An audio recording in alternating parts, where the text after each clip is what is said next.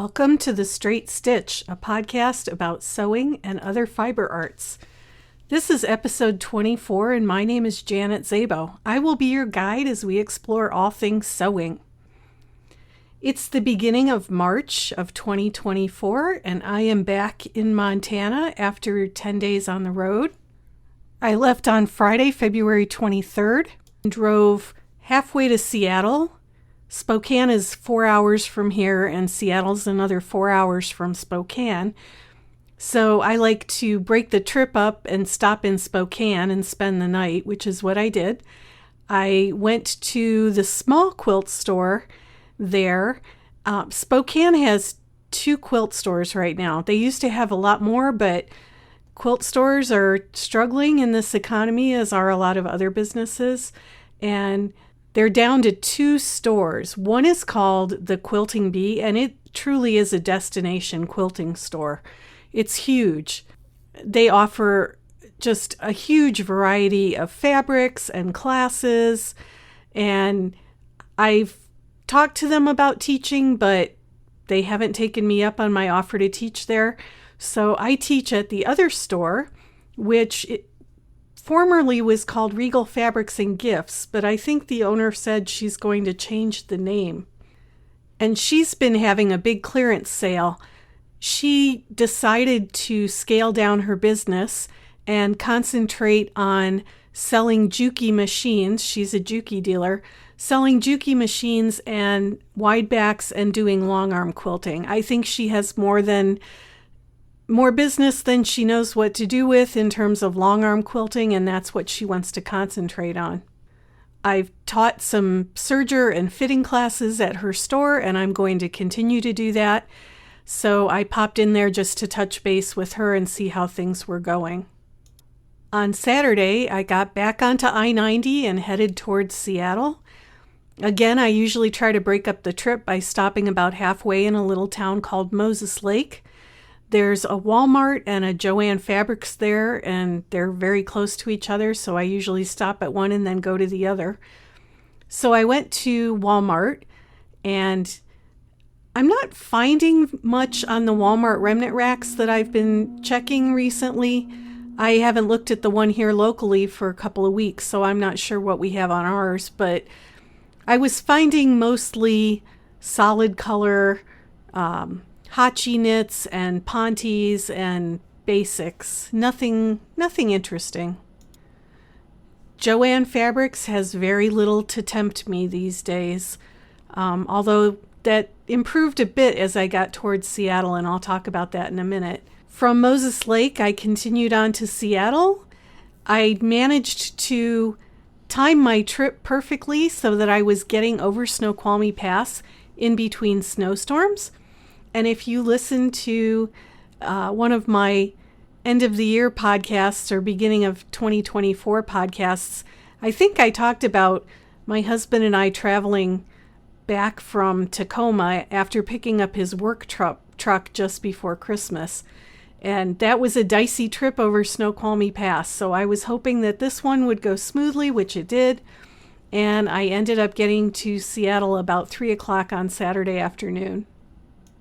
I checked into my Airbnb, made myself some dinner, and relaxed with a cup of tea.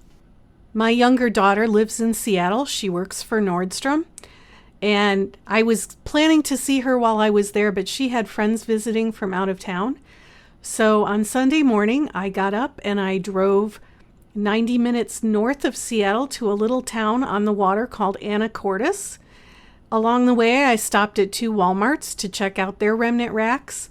And I'm noticing that the Walmarts are either eliminating their remnant racks or scaling them back. So we still have a full-size remnant rack, and a couple of the other stores I went to have full-size remnant racks. But a lot of the stores that used to have remnant racks have eliminated them or cut them down to just a small amount of fabric. I was visiting a friend of mine in Anacortes. I haven't seen her since January of 1995.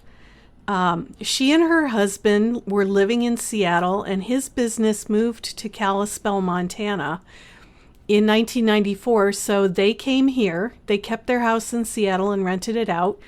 They moved here, but the business that her husband was working for was a company called Mac's Place. And those of you who are old enough to remember, Mac's Place used to be a big Mac supply store. So they put out a big catalog and you could go there to get everything that you needed for your Macintosh computers.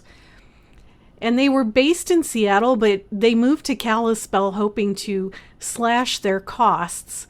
And they were here, I think, about 6 or 8 months. I actually interviewed for a job with them, and they were going to hire me for the whopping pay of $5 an hour.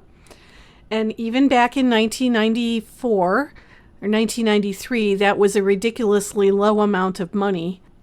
I had been making about 3 times that much working in Baltimore. So I didn't go to work for them, and they claimed that they couldn't find enough people to work at their company, so they moved to Spokane. And my friend Joan and her husband went back to Seattle to the house that they owned there. I went to visit her in January of 1995 because that was right after I had leukemia. I had finished my 6 months of chemo in November of 1994, and my doctor wanted me to have a bone marrow harvest and keep my bone marrow in storage in case I needed it at some point in the future. I hadn't had a bone marrow transplant, but that was plan B if for some reason my leukemia relapsed. So I traveled to Seattle and went to Fred Hutchinson and had a bone marrow harvest, and I stayed with Joan while I was there. And then she and I kind of lost touch.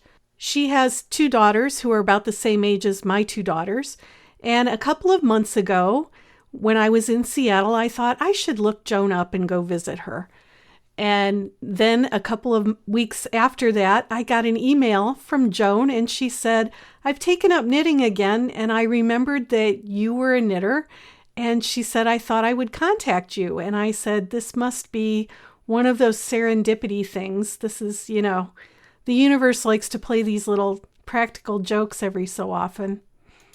So we made plans to get together this past week when I was in Seattle. So that's why I drove to Anacortes. That's where she's living now. And she and I spent a wonderful day together catching up. And we went to walk around Anacortes, and she took me to a darling little knitting store there. And we had a great time. So now I have somebody else to go visit when I'm in Washington State. On Monday, I did all of my errand running in the big city. I usually go with a list of things that I can't find in Kalispell. I stopped at Half Price Books and found a couple of sewing books. I went to the Joann Fabrics in Linwood, Washington, which is north of Seattle. My daughter, when she was working for Nordstrom in retail, now she works in corporate, but when she was working in retail, she worked at the Nordstrom store at the Alderwood Mall in Linwood, so I tend to go up there because I know my way around. There's a large Joann Fabrics there, so I popped in to see what they had, and they were in the midst of unpacking probably 30 or 40 boxes of new fabric, a lot of which was knit fabric. So I got a chance to get a sneak peek at some of the things that might be available at Joann Fabrics this spring. I have noticed that different Joann Fabric stores concentrate on different kinds of stock. This happens to be one of the stores that carries a lot of garment fabric, and so I was able to check out all of the garment fabrics. I have to say, I wish somebody would tell Joann Fabrics that even though double brushed poly is very soft, it's not a year-round fabric. And there were just bolts and bolts and bolts of spring, quote unquote, spring double brushed poly. And if you've ever made anything from double brushed poly, it doesn't breathe. It's polyester. I just wish that they would consider not only the substrate, but the time of year that might be or might not be appropriate for that particular substrate. I think that there are other kinds of knit fabrics that would make better garment fabrics for warm weather sewing, and double brush poly is not one of them. Work truck in Tacoma in December, it had been at Allied Body, which is south of Seattle, getting the flatbed put on it. And when they put the flatbed on it, they took the original lights off. So they were in a box in the office waiting for me to swing by and pick them up. And I said to my husband, well, that works out really well because Pacific Fabrics is on the way to Allied Body. So the first place I stopped was Pacific Fabrics, which is in the Soto neighborhood of Seattle, south of downtown, down near the industrial area. I've been there before. I used to take the light rail. Now I drive. It's fairly easy to get to. They've got ample parking. And I went into the upstairs of this building. It's a charming store. There are wood floors, and all of the fabric is displayed on those old round display carrels that you used to see at Joann Fabrics and Fabricland and Hancock Fabrics way back in the day. They've got a wonderful selection of fabric. They carry everything from special occasion and wedding fabric to upholstery fabric to quilting fabric to garment fabric. And I always have to go with a list when I go in there because otherwise I get overwhelmed. So I did pick up a pattern. I got the Grain Line Field Tote, which I've been wanting to make. I am itching to make bags again. And I bought some rayon, a woven rayon fabric with a tropical print on it. And I picked up a Creative Grids ruler. I got the 6-inch curvy log cabin ruler, which I've been wanting to get. After I left Pacific Fabrics, I went to Allied and picked up the box of lights, and then I headed down to Tacoma. And one of the places that I like to check in Tacoma is Tacoma Mall. There's a large Joann Fabrics there, and they also have an excellent selection of garment fabrics. So I was able to find a couple of rayon spandex knits, which look like they're new. One was a navy blue and turquoise tropical print, and the other one was covered in a multitude of multicolored flowers. And I like those for laundry day tees. They just make really cool laundry day tees to wear when it's hot here, when it's in the 90s. I also popped over to Tacoma Mall to check out the Liz Claiborne department at JCPenney. I've mentioned this before that Liz Claiborne is probably the ready-to-wear brand that fits me the best. I've been buying it for 30 years and I'm not going to stop. I like to go in and see what is new for the coming season and maybe pick up a few things here and there. I didn't find as much as I was hoping to find. The color palette for spring is not a color palette that I look good in. It's a lot of coral and sage green, neither of which are good colors on me, so I didn't end up buying much there. I think I bought a couple of t-shirts and that was it. And then I headed over to Puyallup to check into my Airbnb. I like to stay in Airbnbs when I travel because I like to cook my own meals. I like to spread out a little bit. This was a darling little Airbnb, and it was only about 5 minutes from the Washington State Fairgrounds, where Sew Expo was being held, so that was really convenient. Wednesday, February 28th, was the first day of Sew Expo. The way they structure this is Wednesday is setup day for the vendors, but they have what they call 4-needle classes on Wednesday, which are the intensive classes. So those are 4-hour-long classes. They have one in the morning from 8 to noon, and then they have another session in the afternoon from 1 to 5. And I was teaching a 1 to 5 session on cable knitting. So I had 7 students in my class, which was just enough for getting back into teaching since I haven't done this in over a decade. I thought the class went really well. All the students seemed to be having a lot of fun, and we got through most of the handout. My handouts are jam-packed because I prefer to have too much material rather than too little. And I was really pleased with the way that class went. One of my goals while I was at Sew Expo was to meet up with some people who might be future podcast interviewees And I had made arrangements ahead of time to meet up with Whitney from Tomcat Stitchery and her operations director, Jenny. So on Thursday morning, I went over to the Showplex, which is one of the large vendor halls, and I was walking around doing some shopping, and I ran into them a few minutes ahead of our scheduled appointment. So we headed over to the social media lounge and had a little bit of a confab about when she's going to be on the podcast. And right now it's scheduled for sometime in April. I really enjoy her YouTube channel, and it was great to meet her in person. She's just as lovely and bubbly as she is on her videos. I did a bit of shopping while I was at Sew Expo, although I have to say that there were a lot fewer vendors this year than there were last year. I think that there was one entire row fewer of vendors in the large showplex than there was last year, and the other vendor area had fewer vendors as well too. Some people that I remember seeing from last year were absent this year. I went specifically looking for a few things. I like to go to Billy's Fabrics, and I think she's located, her brick and mortar store is located somewhere down near Olympia, Washington. She always brings a good selection of garment clothing. And I also went to Amanda's Bundles. And Amanda's Bundles, I believe, is down somewhere near Los Angeles.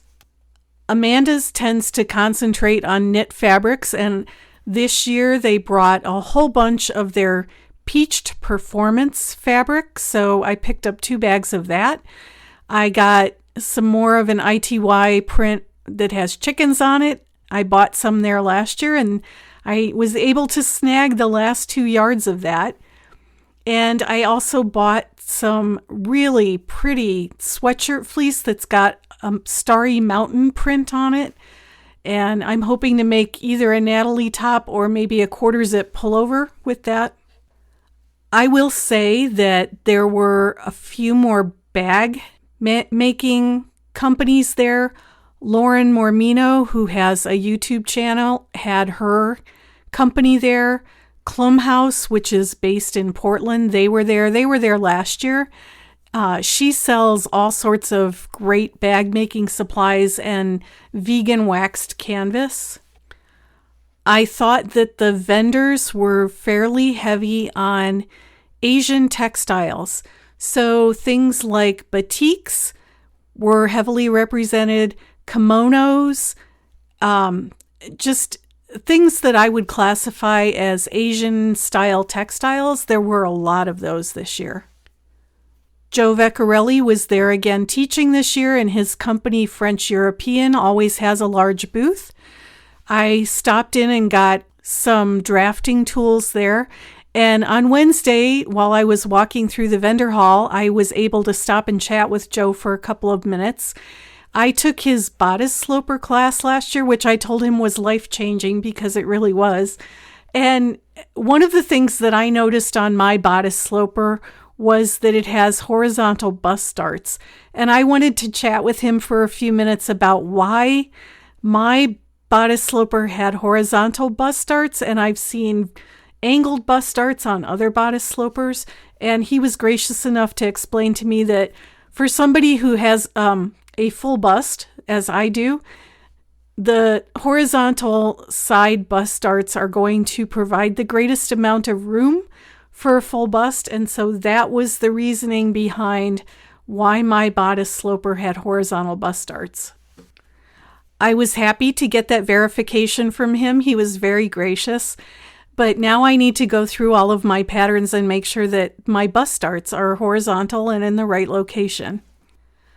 My Thursday afternoon class was a class on reading knitting charts. So symbolic knitting charts that show you in grid format how to work the knitting pattern rather than using words. I had 3 students, and I was very happy that they didn't cancel the class. In the past, I think that they've canceled classes if there were fewer than 4 people signed up. But I had 3 very interested students, and so we got cozy and went through the handout and talked about knitting and talked about charting. And I also thought that class went really well. I was very happy with it. My Friday afternoon class was a class on beginning lace knitting. And this one had 14 students registered. I think I ended up with 12 altogether. I have some things to say about this class, not in terms of the students. The students were wonderful. This is just my observations about learning how to knit and the state of teaching yourself how to knit and understanding your knitting. And I'm probably going to get a little bit opinionated here, but you'll see why in a moment, I hope. I try not to be dogmatic about techniques, but there are situations where certain techniques are better than others or give a better result. Some of this is my own bias. I do know how to knit holding the yarn in either hand. I can knit with the yarn in my left hand. I can knit with the yarn in my right hand. It's a very convenient ability to have because when you're working two-color knitting, you can hold a different color in each hand and just work the color from whichever hand is holding it. When I am not knitting with two colors, I knit with the yarn in my right hand and I throw. That's the way I learned when I was 8 years old. It's the way that I am most comfortable knitting. It is the least abusive to my wrists, and that's the way I knit. I do, however, understand that other people knit differently, and what I say in my classes is that there is no quote-unquote right or wrong way to knit. But if you're going to knit using a method that isn't the most common method, then it behooves you to understand what is going on with your knitting and what is going on with the structure of the stitches that you are making. As I said, I had 14 students in this class, or 12 students in this class, and 3 of them knit with their yarn in their left hands, but as they were creating the knitting stitches, because of the way they were forming them, their knitting was twisted. Their knitting stitches were twisting at the base of the stitch, which is not what you want. It reduces the elasticity of the knitting. And all 3 of these students said that they had had trouble in the past knitting lace because they weren't getting actual holes in their knitting. And once I saw what was happening, I understood precisely why they weren't getting holes in their knitting. They were making the yarn overs as they were intended to be made, but when they came back on the return row, because of the way they were purling in most cases, they were twisting the stitch and closing up the yarn over. So I took a good look at their stockinette stitch, and indeed, every single one of them had twisted stitches.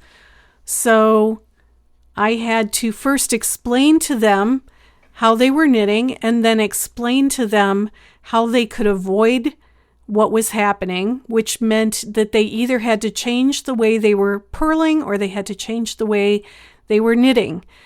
You can adjust it either way. It just depends on which way you prefer.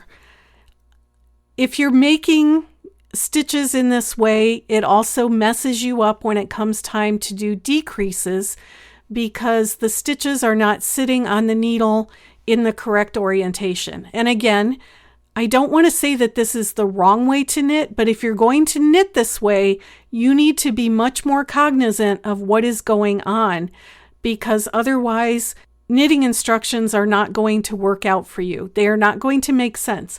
My mother-in-law used to knit this way, and she would run across instructions which would tell her to knit into the back of the stitch. And she would come to me and she would say, "I don't know how to do this. I'm already knitting into the back of the stitch." And she was, because of the way the knitting stitches were sitting on the needle. This is hard for me to explain, obviously, on an audio podcast. If you are curious about this or wondering if perhaps this is the way that you knit and it might be the reason that you're having problems, you can look up continental knitting. You can look up Eastern combined uncrossed knitting. That is the name of one of those methods of knitting with the yarn in your left hand. Unfortunately, I think what is happening, and again, it's hard for me to tell because I've been out of this for over a decade, but I think that a lot of people are teaching themselves how to knit on YouTube University. And while YouTube is great for self-directed learning, not everything on YouTube is correct. I have run across a number of YouTube videos with incorrect information. No one is vetting the information that shows up on YouTube. And if you're just starting out, you have no idea if the person who's making the video knows what they're talking about. I had one lady in this class who, when I showed her what was happening, she said to me, "I've got a shawl at home that I've been working on that has 500 stitches." And she said, "It doesn't have any holes and it doesn't look like lace." And it was because she was making the yarn overs, but on the return row when she was coming back, she was twisting the stitch and it was closing up the yarn overs. She left saying she was going to go home and take out that entire project and start it over now that she knows what she has to do. I don't mind helping students in class with these situations, and in fact, it's really kind of gratifying when I'm helping someone who's having these problems and I explain to them what's going on and the light bulb goes on. And they say, "Now that makes sense. I didn't understand what was happening before."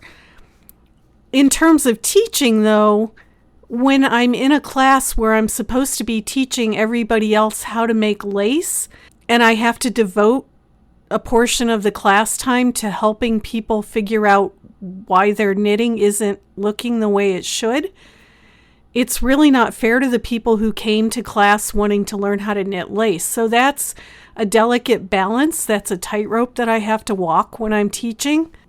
I'm always going to have students progress at different speeds during a class, which is fine, but I can't be giving a class in knitting basics when I'm supposed to be teaching a different technique. I think in terms of proposals for next year, because I probably will submit proposals to Sew Expo again, I think I'm going to have some kind of class, and I'm going to have to ask that it be held early in the week when I can offer either a knitting clinic or a class covering the different kinds of knitting styles, a knitting 911, just something where we can head off these problems early in the week and get some of these people on the right track before they take additional classes. Also, it was Friday afternoon when I was teaching this class, and there were some students in my class who that was their third class of the day, which is a lot. I really think when you go to these kinds of events, the temptation is great to fill your schedule with as many classes as you possibly can, but by the second or third day, you hit your saturation point and your brain just isn't ready to absorb anything else. In terms of other parts of Sew Expo, I think I would like to see more opportunities for teachers to gather together socially. I felt kind of isolated. None of the teachers had any area where they could gather. It would be nice to have like a teacher's lounge area set aside where we maybe had bottled water and snacks available, or a place where we could go and sit and put our feet up. As I said, there were fewer vendors this year. I heard from some of the students that they thought that attendance was down overall. Just walking around and looking at what was available, everything is so expensive. Fabric is getting expensive. Hardware is getting expensive. Lodging and meals are expensive. I thought one day that I might get myself a snack, and I thought, oh, a soft pretzel sounds good, until I saw that a soft pretzel was $9.75. And then I thought, I'll just eat the granola bar that I have in my purse. I don't need a soft pretzel for $9.75. I used to teach at Stitches events and TKGA events, and Stitches events are no longer. Knitters Magazine went out of business and took the Stitches events with them, and I just don't see these kinds of events being sustainable anymore. I suspect that they have fallen victim to the pandemic like lots of other things. I wonder just how sustainable it is for people to take up knitting or sewing as a hobby. I stopped at the Bernina booth because I wanted to take a look at the L890 Serger Quilters edition that Bernina has just released. They're trying to entice portions of their quilters market into buying an $8,000 serger. I'm not quite sure how well this is going to go over. There are some things you can do with a serger that you can't do with a sewing machine, but I don't know that you need a serger to quilt. And I say that as a very happy owner of a Bernina L860 serger. I love that serger. They're coming out with new sewing machines, and some of them are upwards of $20,000. That's more than my first car cost. And now I sound like an old fart. Get off my lawn. I sound like an old woman. You know, I've got kids who are in their 20s and early 30s, and my kids are doing reasonably well, but kids in their generation are really struggling.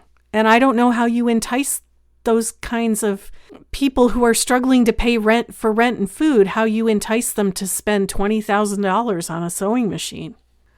A lot of things are upside down, and I'm not sure if they're ever going to get straightened out again. I follow a YouTube channel called The Sewing Report. It's a woman named Jen in Florida, and she's done some really great, in-depth, accurate reporting on the state of Joann fabrics. She's also just recently done a video in the past couple of days about fabric stores closing. I just think that the environment, it's so tough to make a go of it. Unless you're someplace like the Quilting Bee in Spokane, Washington, that's a destination quilt store. Trying to stay competitive in this environment, competing with online fabric stores, is very difficult. So that's my recap of Sew Expo. I was very pleased with how my knitting classes went, all things considered. I will definitely be submitting teaching proposals again there next year, hoping that they have a Sew Expo again next year. I think I have a much better handle on what kinds of students come to Sew Expo and what kinds of classes would be appropriate. When I taught at Stitches events, the people that went to Stitches events were serious about their knitting, and they wanted you to bring your A game and show them something new and fabulous that they hadn't seen before. Whereas I think that students at Sew Expo are probably not quite as, I don't want to say sophisticated, because I think they are sophisticated, but they may not be at quite the same level with their knitting as people who would attend Stitches events. So we'll see. I'm glad I did it. I'm glad I went. It would have been more fun if my friend Tara had been able to go with me. We'll see if she can go next year. I also know that there are some other women here locally who've expressed an interest in going, so maybe we can get a group together to go next year. And maybe next year I'll be brave enough to submit some teaching proposals for serger classes or sewing classes. I did have a short conversation with the woman who was the hostess in my cabling class on Wednesday. Each class is assigned a Sew Expo volunteer to be the hostess or the class angel, and they're there to help smooth the way, check people in, get the teacher anything that she might need. The hostess for my cabling class was named Barbara. She was a woman about my age, and we had a little conversation about growing up when we did and how both of us managed to graduate from high school without taking home ec classes. Both of us had mothers who sewed. She said that she was a knitter as well as a sewist, and she said that one of the issues that she's run into with teaching garment making classes now is that you really can't teach garment making without teaching fitting. And I said to her that made me feel better, because I said the exact same thing. You cannot teach garment making classes without teaching basic fitting. So it was nice to get that reinforcement and that feedback from somebody else.